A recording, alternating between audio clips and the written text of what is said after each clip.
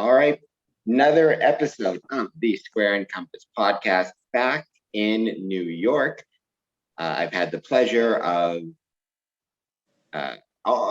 interestingly enough, back in New York for another medical, I guess, themed episode. I previously had the chance to speak with Dr. and Right Worship Brother Oscar Allen of the Grand Lodge of New York, which was a terrific interview, and he's a really cool dude, really smart guy. Smarter than me, that's for sure. And now I'm back at it again because I am at the Masonic Medical Research Institute out of New York State, and under the auspices of the, founded by the Grand Lodge of New York. So let's get started. We have 3 guests, all connected to the Research Institute, but also all of whom are active Masons. So let's start with introductions, both your connection to the Institute and also your Masonic career. Right Worshipful Robert Hewson. I'm the president of the board of directors, just elected last month. I'm a past master of my lodge in Western New York, Buffalo specifically. And my training is, I'm a surgeon, so I have some medical background. And I think that's all I need to really say. Next. Jim? My name is Jim Swan. I'm a past master of Memorial Lodge in Onondaga District in New York State. I'm also a Scottish writer. I'm secretary of my valley in Syracuse. I'm secretary of the Council of Deliberation for New York. And I'm just finishing a term as illustrious master of my cryptic council. I've been a master mason for 59 years. Been involved with the laboratory since 2016, and I'm currently the secretary of the board. My name is Brother Anthony Cucci. I am the Fraternal Relations and Development Associate at Masonic Medical Research Institute. I am the current senior warden of Oriental Faxton Lodge number 224 in Utica, New York.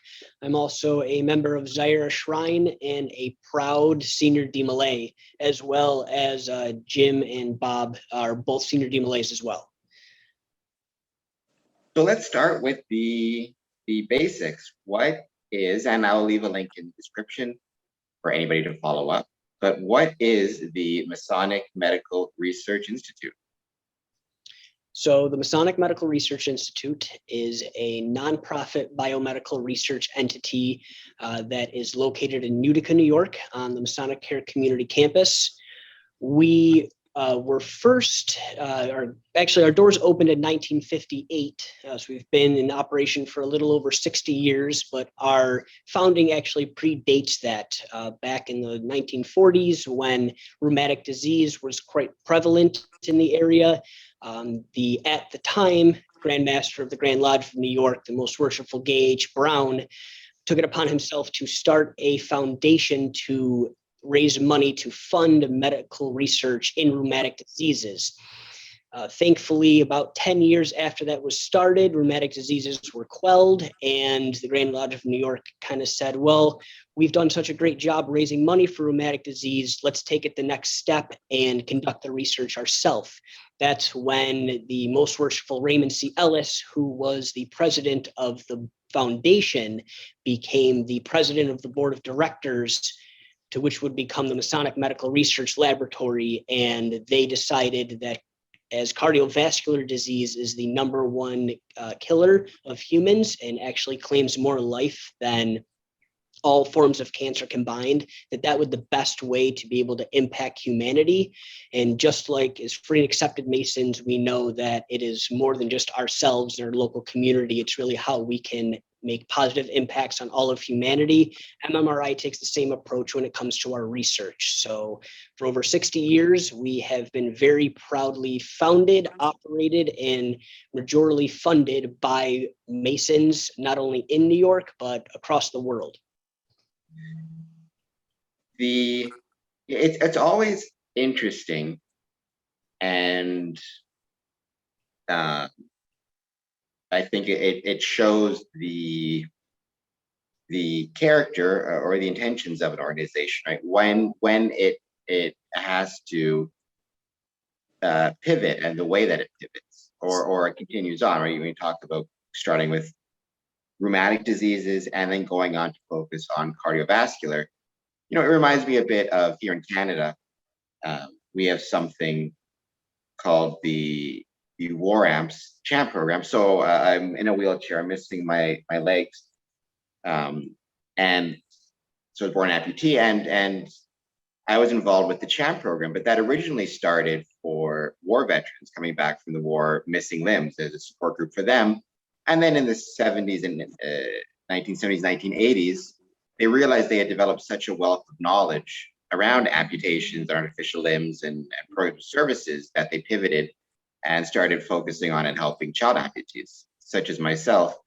Just a long way around, but just saying, I really think that goes to show the character of the Masons in New York, that, you didn't just say, or they didn't just say, well, we've solved this problem or we dealt with this problem, so, hands clean. They actually took the information and expertise and knowledge they developed and applied it to, in this case, as you said, the number one leading killer, cardiovascular disease. I think that's just a terrific example of the character of the Masons, to recognize a problem and keep it going and try to find a solution.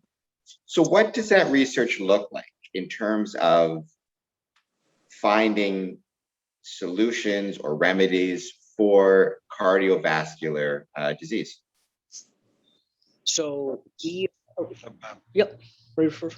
Well, currently, the focus of the Masonic Medical Research Institute has developed into a multifocal environment. We're not just concentrating on cardiac research anymore, although we do a good deal of it. Our cardiac research is mostly on atrial fib, congestive heart failure, the effects of cardiac disease, or the effects on cardiac disease by COVID and by pulmonary disease, diabetes. So our focus has become much more diverse. We're now focusing on diabetes, obesity, hypertension, lupus, autism. I'm probably forgetting something, but we've really reached out in a number of different areas, all based on the fact that there's cardiac involvement in all of them. But our new focus is to move into a greater line of research to improve a lot of different disease processes and improve life for everyone. And, again, the last word you used there, everyone, is something that I think we as Masons do, but we often don't discuss it. Freemasonry, even though it is a esoteric group or an insect, pick your terms, a fraternity, it really does, I think, a Masonic lodge, a Masonic temple, it does improve. It does make everyone's life better. A town or a city will be better because a Masonic lodge is there, whether it be through the charitable works it does, or the community outreach it does. Freemasonry does benefit the community. It does benefit the state, the country. It's just a benefit to everyone. And I think the research you guys are doing and the work you guys do demonstrates that. So the staffing of the Research Institute, just in terms of the logistics, looking at your website, again, link is in the description. I can only imagine the logistics that goes into running a world-class research institute. So what can you just tell me about the logistics, whether it be staff, how you guys maintain the space? I'm assuming there's no end of rules and requirements regarding sanitation and research techniques. And then how did the last 15 months particularly affect those things with COVID? The MMRI, we are a basic biomedical research institute, so we don't have clinicians on staff. There's a little tiny bit of clinical work, but we're not clinicians. Logistically, as Right Worshipful Hewson said, we have a myriad of areas of research that we work in. So we have a director of research and executive director, who's Dr. Maria Contreras. She oversees all aspects of MMRI. And then on the scientific side, her scientific operations manager is Dr. Jason McCarthy. The two of them, as well as a couple other faculty members referred to as principal investigators, have their own labs. So it is one physical building, but on the second floor and in the basement, there is a plethora of lab space that each researcher has for their team to conduct their area of research. So, for example, we have Dr. Gulhan Erkin-Senchacek, who heads up our autism research. She has a lab space for her research area and her research assistants to conduct their lab experiments. And next to her, we have another lab bay. Primarily, we are heavy in the science when it comes to the breakout of the employees. There's about 52, almost 53 employees at MMRI currently, and a little over 30 of them are scientists, and the rest are administrative staff, whether that be in development or finance or what have you. We work with other clinicians in other areas, other research labs, and have collaborations around the world. So we're quite diverse in how the research is set up.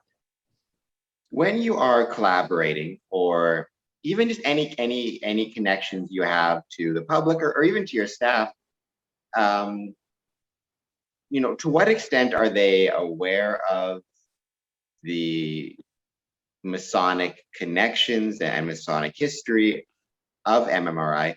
It's interesting. Being in Windsor, Ontario, we have Detroit right across the river.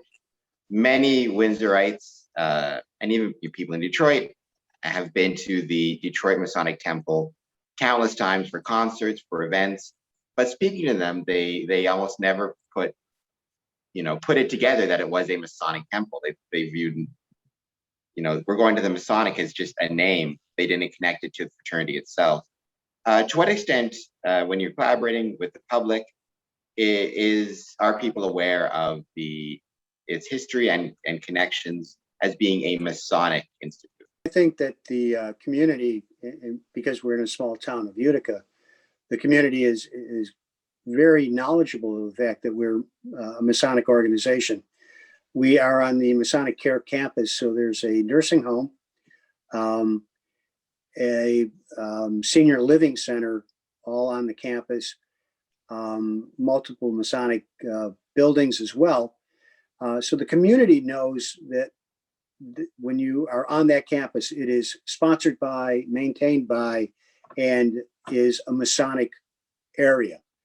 Our scientists, when they're onboarded, pretty much know what Masons are, what we do. They know our core principles. We try to onboard them with the knowledge of where their funds are coming from, the generosity of everyday Masons who support us. So we make it pretty clear to them that, the Masons are what's provided them with their employment.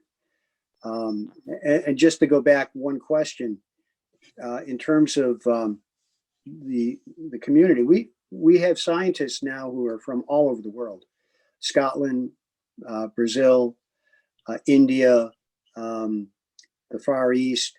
So when they come to Utica, it's a real change for them. But I think the bottom line is that they're really immersed in the Masonic community. Yeah, I would say that even in our logo, we have the square and compasses. We've always had square and compasses in our logo. On our websites, and when I present to lodges and to other non-Masonic organizations, I always talk about our Masonic foundings and how the principles of Freemasonry really affect how we conduct science here. As I said, Freemasonry really looks at how to make a positive impact on all of humanity, and that says the exact same thing right in our mission statement, that Masonic Medical Research Institute is dedicated to improving the health and quality of life of all humankind. And when, as Right Worshipful Hewson said, when all the staff members are onboarded, they're toured through the building, and throughout our building, we have Masonic aprons of past Grand Masters hanging. We have other Masonic regalia and symbolism throughout the building that really brings home who founded this entity and why we founded it. You mentioned making presentations to Masonic bodies and just different groups in general. Specifically in terms of presenting to Masonic bodies, are you presenting via, especially in the last few months, via Zoom, in person?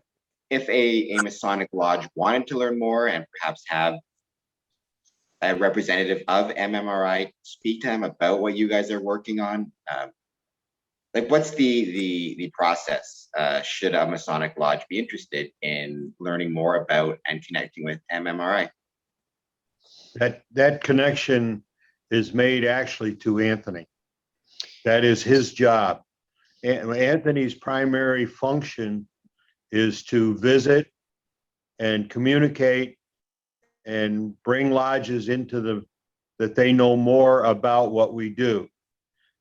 He, with scientists, will visit lodges. They go to Grand Lodge sessions. They go to the Council of Grand Masters, the National Council of Grand Masters meeting, make major presentations there.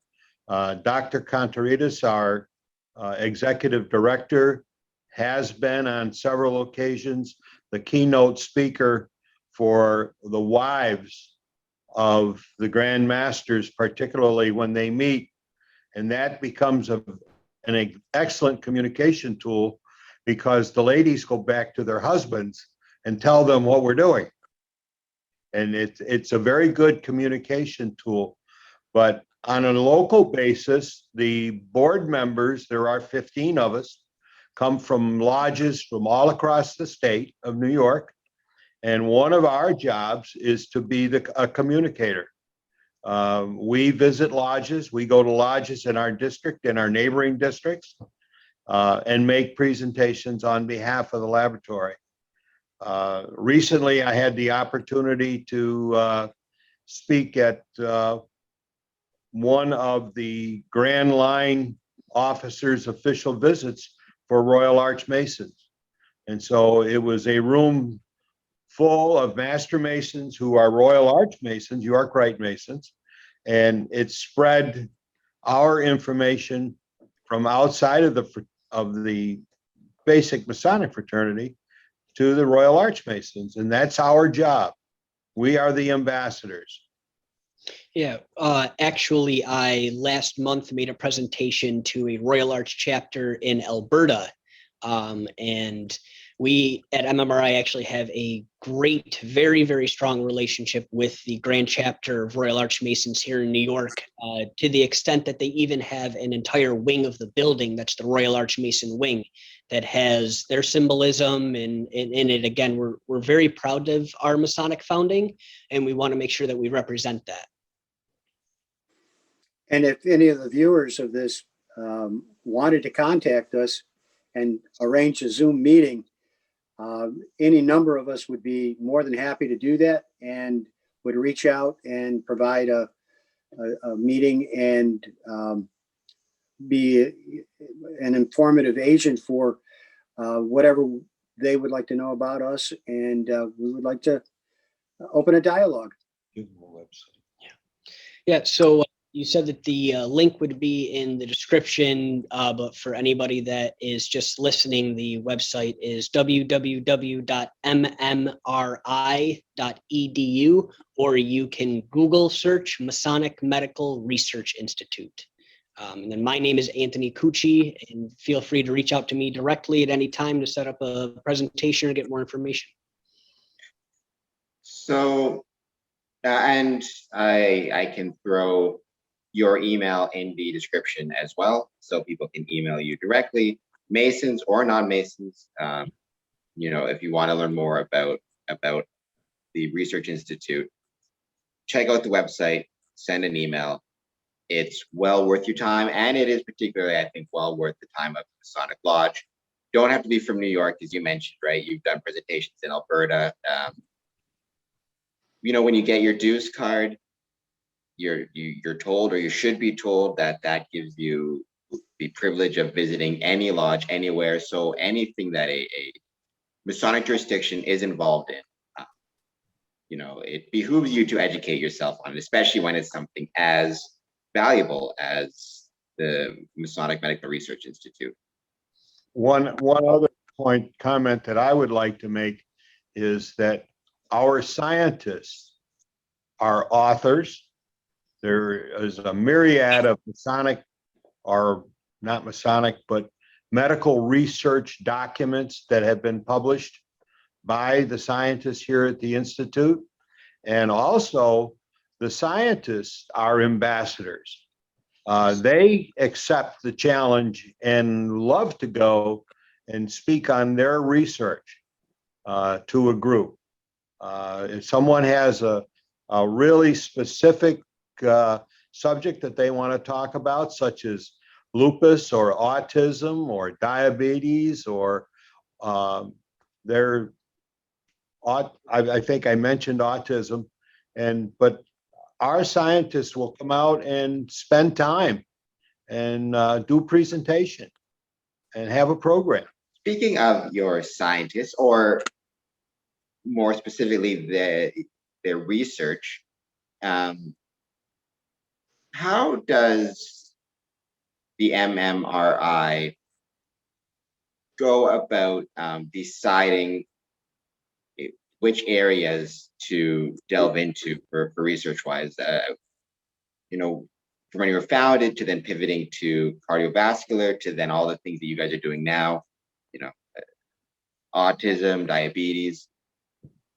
Obviously, no matter how well funded an organization is, there's only 24 hours in a day.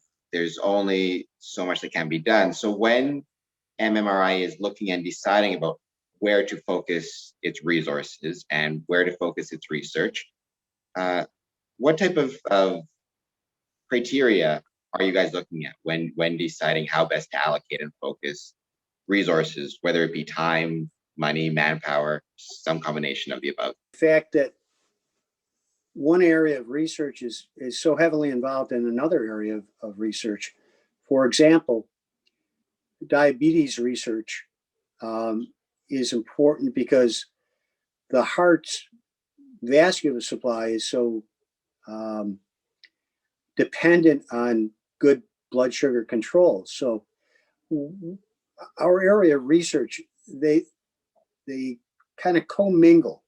You'll have one area of research that's going to overlap another area of research, and it's up to our executive director to find the talent that can come in and utilize the current facilities that we've provided for them to work together to finally get to some conclusion involving both disease. For example, we have Dr. Chase Ketchinger, who is by training, I believe he does imaging studies on small animals. He works with a chemist who is creating drugs attached to nanoparticles that can be infused into the body. That is currently being used for diabetes research, but that can be extended to other types of research as well. So the fact that we have the equipment, the talent to do one area of research already expands out to a multiple number of different areas of research. And if we find that there's a void in that area, then we'll actively find the talent to fill it. So when our executive director, Dr. Maria Contreras, got here in 2018, we were very well known for our cardiovascular research, especially in electrophysiology, which is the study of the movement of electrical currents and ion channels throughout the cardiovascular system. She knew that we had such a strong base, but knew that we could also expand, and knew how strong synergy in science is now. Science isn't conducted in a silo anymore. There is a lot of collaboration. Our researchers not only work together, but their offices are right across the hall from each other. We constantly are working for synergistic projects. And one of these actually that came to full fruition is there is actually a relation between children diagnosed with autism and them having heart defects and other heart ailments at birth. We got a grant from the American Heart Association to study the relationship between those affected with autism and congenital heart defects. So really being able to see the synergy in the science really takes it to the next step. And then MMRI now very much, our research is tied to the genetic space as well. Originally, our logo had an Erlenmeyer flask in it. And then when we updated the logo in 2019, we had the DNA helix put in above the square and compasses to kind of show that our research very much is genetics based now as well. So we really have quite the plethora of areas of research, but also technology to conduct the research as well. So then, I mean, I guess you would find, or do you find the atmosphere of the MMRI? It does sound like a very collaborative atmosphere, a very like it's different researchers working with each other and connecting their research to common goals. So just being a part of the MMRI family. The video. I can still see you guys. Yeah, the video went down on our end. I apologize. No worries. So I think you can still hear me. That's the most important thing. I guess just how do you find being staff members, board members, president, just in terms of the collaboration and just the collaborative atmosphere of MMRI? It sounds like it's a very welcoming environment. Everybody's working together, even if they have separate research areas. It's all towards a common goal of making people's lives better. So just your experience being on the board there, working there, visiting there, just the atmosphere of MMRI. The atmosphere tends to be a family-like structure because they all work together, and it's a small building. They not only have the synergistic approach to their research, but their colleagues and their friends. They go out. They have an environment where they have lunches together, and they have small all staff meetings where they can talk about what's going on, if there's any issues, any problems. But generally, they have fun. The board, when we meet, we have a very tight board. Our board is 15 professional people, all volunteers who give up our time and in some cases money to be there. And when we're there, we get involved with the staff. We'll have a luncheon. We'll sit at the table with the various staff people. They'll tell us their research project. We ask them what we can do to help them. We pride ourselves on being able to give them feedback and encouragement. I never cease to be amazed at the sheer knowledge of the staff. I sit there and as I said, I'm a surgeon, so I've been pretty well trained, but I listen to these young researchers and it just blows me away. They're light years ahead of where I ever was. And it just makes me feel good to be there, to see the enthusiasm, the intelligence, the collaboration, the good things that are being done and the good things that are about to come. I think we're on the cusp of some real real big developments. I think one of the things that has happened over the past several months or years is in 2018, the Associate Grand Matron of the Order of the Eastern Star for the state of New York was seeking a project that the Eastern Star members could support as their flagship project for 2019. And they came to the lab, and it turned out that between this lady and the director, they had a direct connection with lupus. And lupus became the project for the Order of the Eastern Star.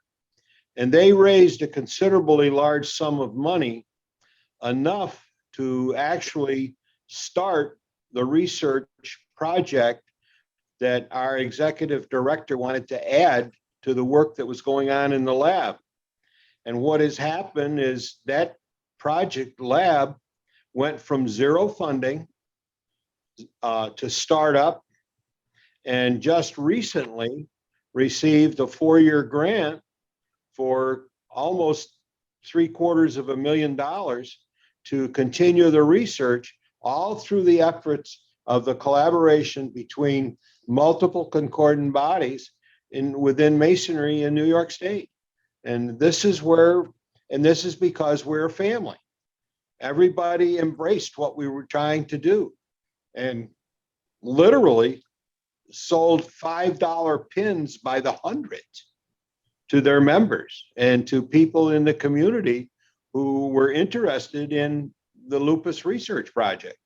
And this is where we're going.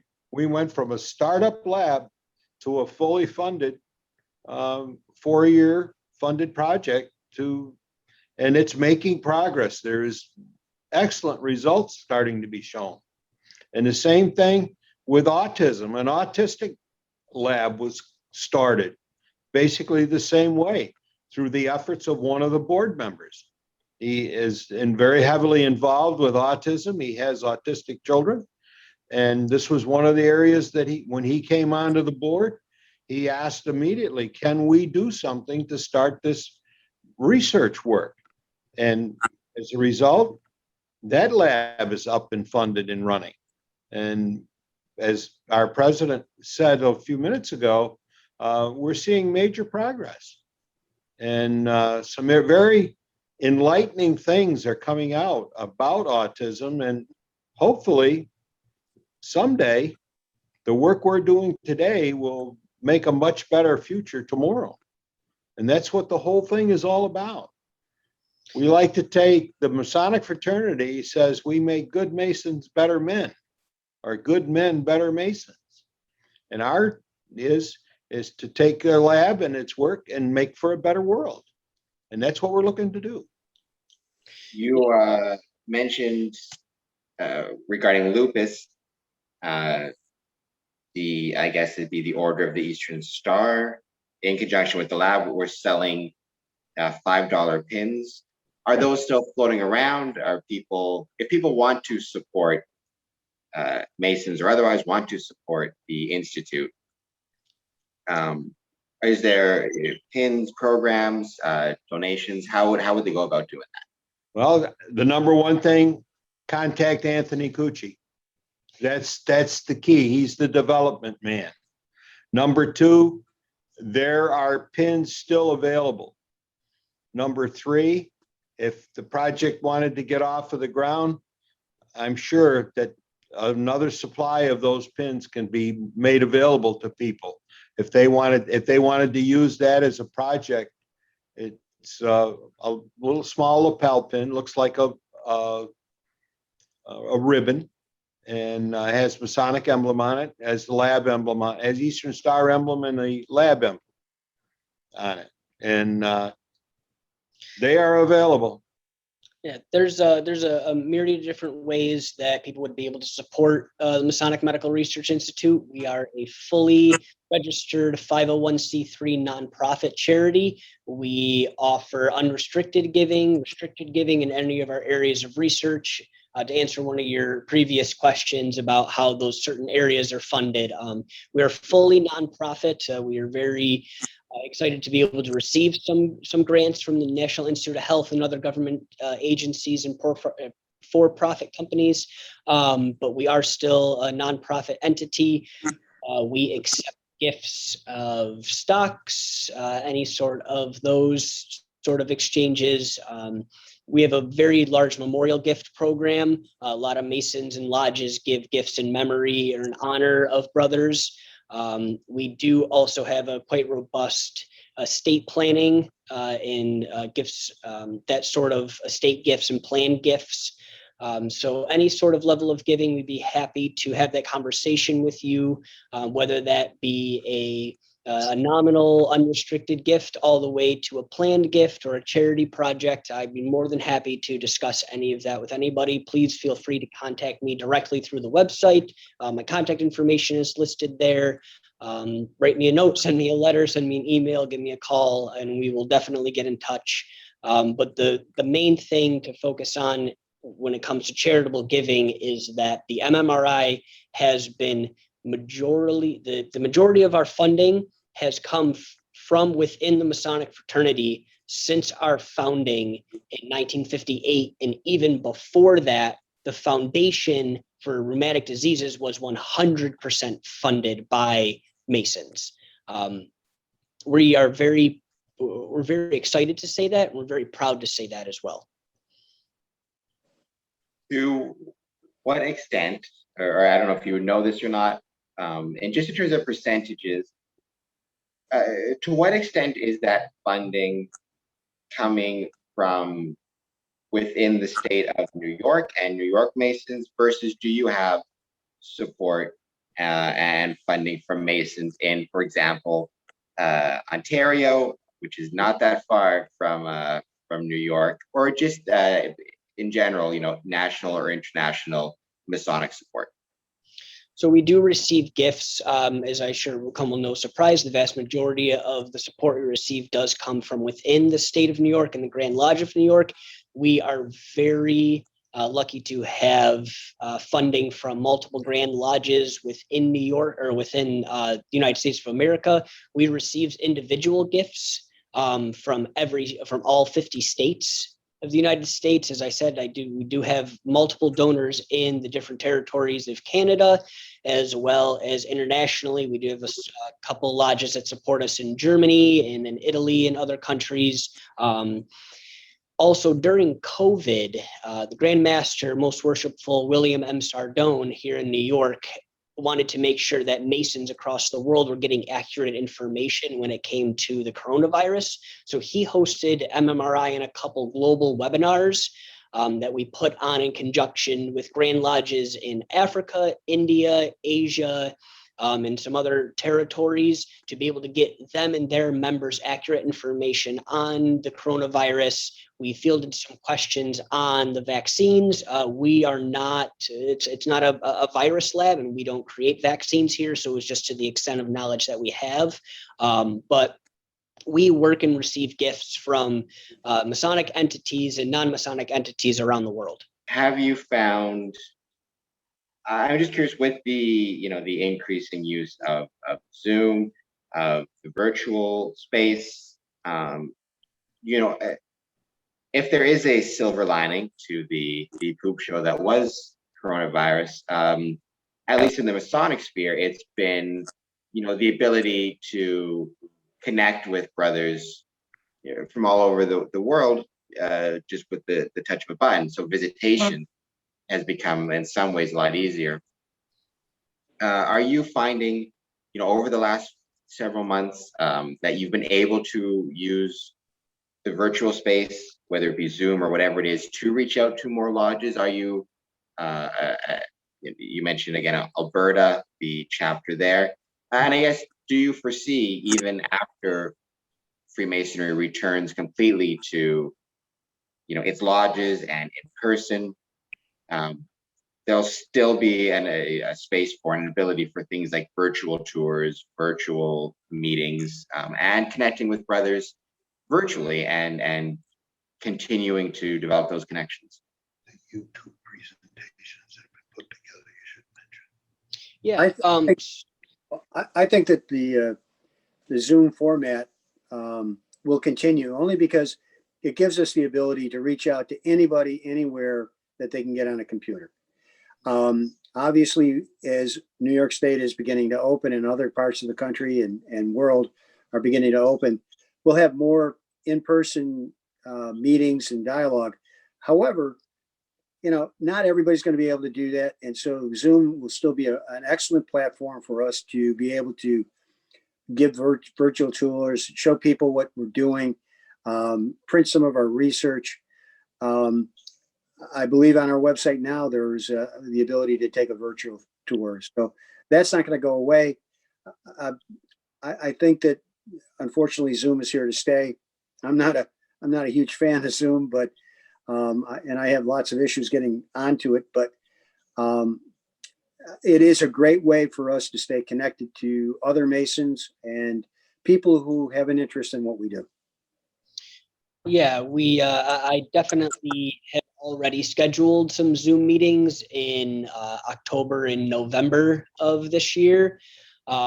Just because the brothers said that they'll be able to get some of the older brothers and other ones that still may be a little hesitant to come into or to in-person meetings to be able to get the information. It also helps being able to do presentations that, geographically would be tough. If I have a presentation in New York City one day, and then I have to be in Cleveland, Ohio the next day, and then I have to go back to Buffalo the day after that, it makes it a little easier to not have to physically travel all around. More than happy to travel wherever. But a good example was that Royal Arch chapter in Alberta, they actually have brothers from Sydney, Australia, and Melbourne who were on the call. So unbeknownst to me, there were brothers from all over the world, or I should say companions, because it was Royal Arch, from all over the world that I would not have been able to get on a plane and fly to Sydney, Australia and make a presentation and then go back to Alberta in the same day. So it's definitely here to stay. We prefer to do in-person presentations, at least myself, I do. I've jumped into chairs at lodges and helped different lodges open and close. I like to physically meet with the brothers and shake their hands, but the most important thing is disseminating that information. So whatever vehicle would be needed to get that information out, we're more than happy to use.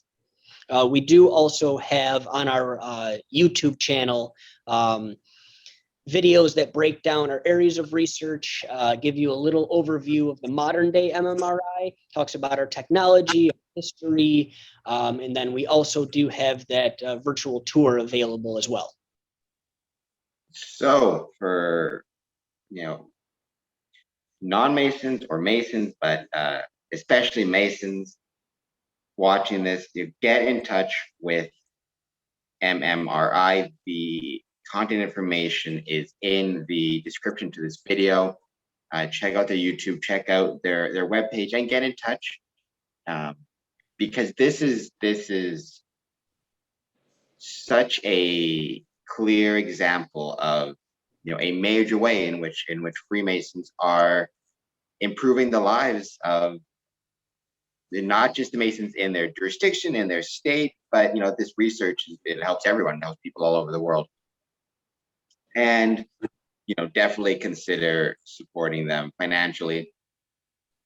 There's still pins available if you want to support. I'm going to say support lupus. If you want to support ending lupus or curing lupus, those pins are available. And I've been very lucky. MMRI was terrific in terms of coordinating with me. So if you get in touch, they will get back to you, and they will work with you to schedule something. And just on my behalf, it was very much appreciated how quickly you guys responded and how easy this was to set up for even though you are a world-class research facility, you have a lot of stuff going on, you still take the time, as this demonstrates, to connect with Masons and keep those connections strong, which is much appreciated. As the brothers who are paying attention and listening and watching will understand, we are more than willing to meet on the level.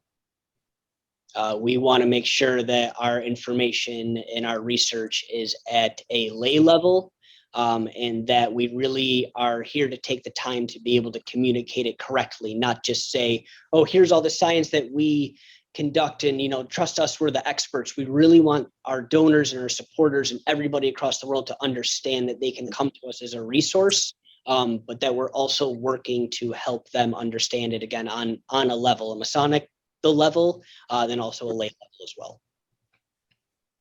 And with that, I think that is a good place to end it. I'll throw in my little thing, like, comment, subscribe, do all the stuff you do to the YouTube videos, and follow me on all the places you follow on social media. And also check out the links in the description. Check out MMRI. They are doing some great work. And yeah, I just thank you so much for taking the time. You guys are pretty close to Ontario. So as the vaccination rates go up, I've got my first shot. I'm getting my second shot soon, knock on wood. I can't wait to travel again. And, hopefully I can get to swing by, and see MMRI and just visit with some New York Masonic brethren. It'd be great to do it in person. Not that I don't like, Zoom has been great, but I would love to see you guys in person. In terms of New York, I know you guys you're reopening. How is the vaccinations going over there? And just as even, well, I'll leave this with the president, Brother Hewson, right? You are in the medical field. You mentioned you're a surgeon. So just, what would you say to anybody, brothers or not brothers, who are still, hesitant about a vaccine at this point? Just, I've got mine, I'm fine. I don't know what to tell people, but there are a few of those ones floating around. So just with your experience, what do you say about those hesitancies? Get the vaccine. The only way we're going to get past this is when we start getting herd immunity. There's no reason not to get the vaccine. The safety profile is profound. It's been well documented. There's obviously a few cases of people who've had problems with it, but that's with anything. But my advice to people who are on the fence is get it done. Back in the 50s, we had a disease called polio, and the vaccine was created. We were not given any option. I remember in grammar school being marched in and got the shot, and polio is a non-factor today. COVID, if we don't get ahead of it, will continue to be an issue. Get the vaccine. You can't. I can't say it any clearer than that. I think if you're not getting the vaccine, I think you're hurting other people. So just do it. And a lot of Masonic temples back in the 50s were sites for the polio vaccine, including the Windsor Masonic Temple, in Detroit. Freemasons have a long and proud tradition of supporting mass vaccinations by providing the venues for those vaccinations. I'm sure there's still a few temples providing that service now, and I hope there are. I think that's a good place to end it. Get the vaccine. I'm going to get my second shot as soon as I can, and then I'm going to make my way to the States, and hopefully New York can be on the trip. Thank you guys so much for your time. Thank you, Worshipful. Thank you. Have a good day. Take care.